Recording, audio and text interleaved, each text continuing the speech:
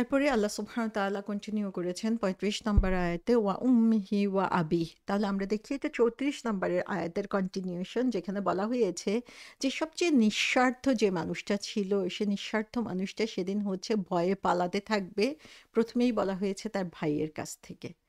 অর্থাৎ আমরা দুনিয়াতে দেখা যায় যে যত অন্যায় করি নিজের ভাই বোনের জন্য, আমরা তাদের যে ভালোবাসা সেই ভালোবাসার জন্য অনেক অন্যায় করে ফেলি, বা তাদের যে ভালোবাসা সেই ভালোবাসাটাও আমরা যদি খেয়াল করি যে নিঃস্বার্থ একটা ভালোবাসা, এবং সেই ভালোবাসার মানুষ থেকে হচ্ছে সে দৌড়ে যাবে।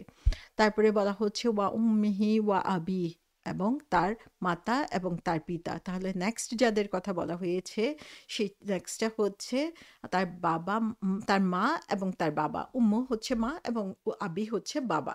তাহলে এখানে আমরা দেখি যে নেক্সট যে এই দিনটা এত কঠিন হবে যে তারপরে যাদের কাছ থেকে মানুষ দৌড়ে দূরে সরে যাবে তারা হচ্ছে তার প্রিয় বাবা-মা। আপনারা কেউ চিন্তা করতে পারেন যে এই দুনিয়ায় কেউ তার প্রিয় বাবা-মা থেকে দৌড়ে পালিয়ে যাচ্ছে? কিন্তু সেদিন হবে এমন একটা কঠিন দিন যে সবাই এমন নাফসি নাফসিতে থাকবে যে সেদিন সে তার প্রিয় বাবা-মা থেকে দূরে সরে যাবে। সো সেখানে আমরা দেখেছি যে ২ টা কারণে দূরে সরে যাবে। একটা হচ্ছে সে ভাগ দিতে চাইবে না সেদিন কাউকে, যে তার আমল থেকে না ভাগ নিয়ে নেয়, এবং আমল থেকে ভাগ নিয়ে নিলে সে নিজে কঠিন অবস্থার মধ্যে পড়ে যাবে। আরেকটা হচ্ছে যে সে তাদের সাথে কি অন্যায় করেছে সেই কথাটা চিন্তা করে সে তখন দূরে সরে যাবে। কারণ সে যদি তাদের হক সঠিকভাবে আদায় করে না থাকে তাহলে সেটা হবে তার জন্য কঠিন শাস্তির সময়। এবং এখানে আমরা দেখি যে বাবা-মায়ের যে অধিকার, বাবা-মায়ের প্রতি আমাদের যে দায়িত্ব, সেই ব্যাপারে আমরা যদি ডিউটিফুল না হই তাহলে সেটা হচ্ছে আমাদের চরম আতঙ্কের দিনে পরিণত হয়ে যাবে। তার ভাই এসে তাকে সেদিন বলবে যে, "তুমি আমার সাথে ন্যায় বিচার করো নাই। সো তুমি তোমার সম্পদ আমার সাথে সঠিকভাবে ভাগ করে দাও নাই।" সেদিন বলা হবে যে আ ভাই-বোনের যে সম্পর্ক সেখানে আমরা দেখি যে তারা একজন আরেকজনকে দোষী সাব্যস্ত করবে। কারণ তারা একজন আরেকজনের অধিকার সংরক্ষণ করে নাই। আর এখানে আমরা দেখি যে সে বাবা-মা থেকে দূরে সরে যাবে। কারণ বাবা-মার সাথে তার যেই ব্যবহার করার কথা ছিল, যে আচরণ করার কথা ছিল, যেভাবে তাদের প্রতি তার কর্তব্য পালন করার কথা ছিল, সেই কর্তব্য সে পালন করে নাই।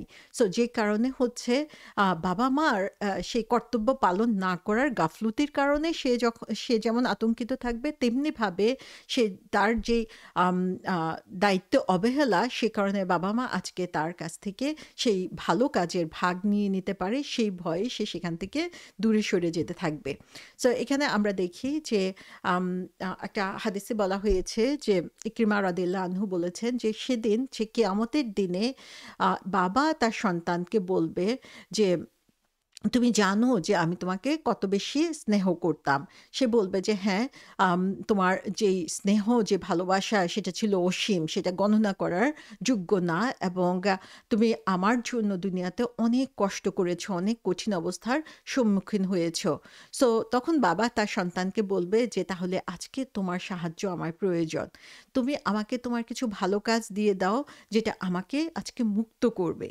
তখন সে সন্তান বলবে যে, "বাবা, আম দা আন তুমি যা চেয়েছো সেটা তেমন কিছু না। আমি তোমার জন্য কি করতে পারি? সো আমি যদি তোমাকে সেটা দিতে পারি, তাহলে দেখা যাবে যে আ আ আ আমি যদি তোমাকে সেটা দিয়ে দেই তাহলে আমিও হচ্ছে কঠিন অবস্থার মধ্যে পড়ে যাব। সো আমি খুবই দুঃখিত যে আমি তোমাকে এই অবস্থায় হেল্প করতে পারছি না।" এবং সেম জিনিস তখন সে তার ওয়াইফকে বলবে যে, "আমি তোমার জন্য জীবনের অনেক কিছু স্যাক্রিফাইস করেছি এই দুনিয়াতে। সো আজকে আমার তোমার এই গুড ডিড বা তোমার ভালো কাজের সাহায্য দরকার, এবং সেগুলো আমাকে দাও।" তখন ওয়াইফও হচ্ছে তাকে সেই ধরনের উত্তরই দিবে যেটা সন্তান তাকে দিচ্ছে। সো আমরা যদি একটু চিন্তা করি, দুনিয়ার বুকে মানুষ যখন অন্যায় করে তখন সে অন্যায়গুলো কেন করে? মানুষ কেন হচ্ছে ঘুষ খেতে যায়? মানুষ কেন হচ্ছে অসৎ পথে টাকা উপার্জন করতে যায়? মানুষ কেন তার নীতি নৈতিকতাকে বর্জন করে? তার মেক্সিমাম কারণ আমরা দেখি যে এই সন্তান, এই স্বামী, স্ত্রী সে কারণেই হচ্ছে তারা হচ্ছে তাদের যে সীমা সেই সীমাকে লঙ্ঘন করে। তারা দুনিয়ার সুখ শান্তিকে বিসর্জন দিয়ে কষ্ট করে শুধুমাত্র তাদের এই প্রিয়জনদের জন্য। কিন্তু শেষ পর্যন্ত কি হয়? শেষ পর্যন্ত আমরা দেখি যে তাদের এই অন্যায় কাজের সহযোগী কেউই আসলে হবে না। সো এখানে আমরা দেখি আল্লাহ সুবহানাহু ওয়া তাআলা আমাদেরকে একদম সুস্পষ্টভাবে বলে দিচ্ছেন যে তার বাবা-মার কাছ থেকে পর্যন্ত সেদিন সে দূরে সরে যাবে। এবং তারপরে যেটা বলা হয়েছে সেটা হচ্ছে যে ওয়া সাহিবাতিহি ওয়া বানিহ, যে তার স্ত্রী এবং তার সন্তান